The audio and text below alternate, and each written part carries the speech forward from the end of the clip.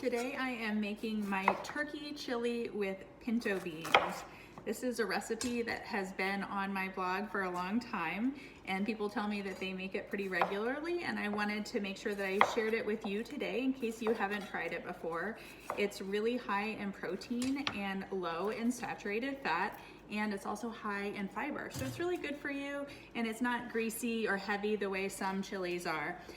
So I'm just starting off by getting all my vegetables chopped up. I've got 2 green bell peppers here that I am dicing up, and I've already cut my my onion, so I have a large onion that I've chopped up. I'm also going to chop a bunch of scallions and some oregano and some garlic as well. So I'm gonna go ahead and get that done.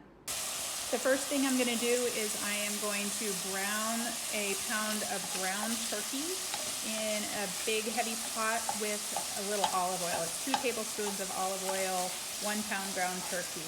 And I'm just gonna break it up and brown it as I go, and I'm just cooking it until it's not pink anymore. Next, I'm gonna take my chopped bell pepper, onion, garlic, and just the white and pale green part of the scallion, and I'm gonna add that to the pot.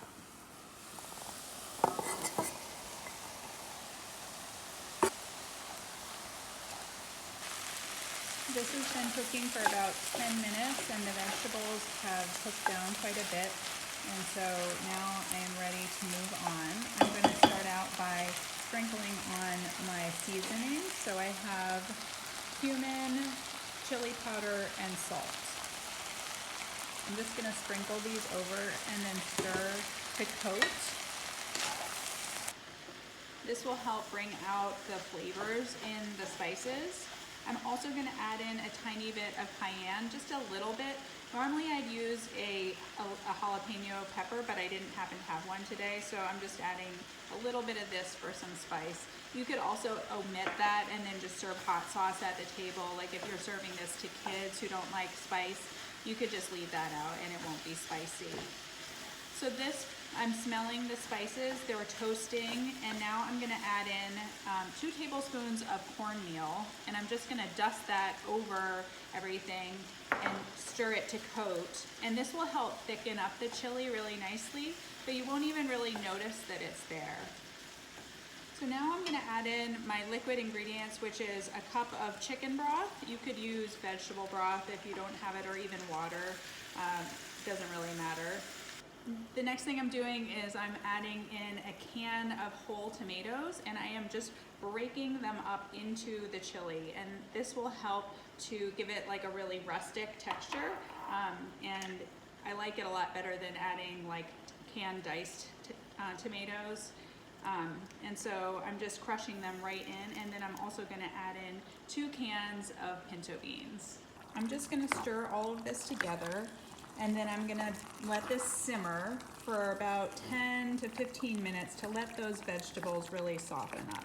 All right, so this has thickened up really nicely, and the green peppers are really soft and broken down. And so now what I'm gonna do is I'm gonna add in those scallion greens that we chopped earlier, and then I'm gonna add in some chopped oregano. This is fresh oregano. If you don't have fresh oregano, you can add dried oregano in, but add it with the dried chili powder. And then also, I'm gonna use the juice from 1 lime. So for the toppings, instead of using sour cream and cheese, I'm gonna do some light, fresh veggies instead. So I'm gonna do some minced red onions, some cilantro, and some avocado. Okay, it is time for the big reveal. So I love seeing all those big chunks of tomato in there and all those vegetables. I like the fact that those scallions didn't turn all brown from getting cooked for way too long.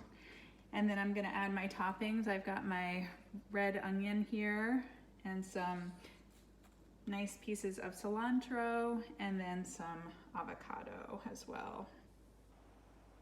Okay, now for the fun part, I get to try it.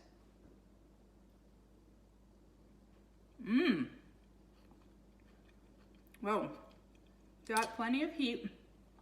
Love that giant bite of tomato in there. And then I've got that balance of the lime and salt going on. I love that. And then that earthy undertone from the cumin. It's really lovely. I hope that you will try this recipe too. If you do, make sure you take a picture of it and then share it on Instagram and tag me at Healthy Seasonal. Thanks so much. Have a great day.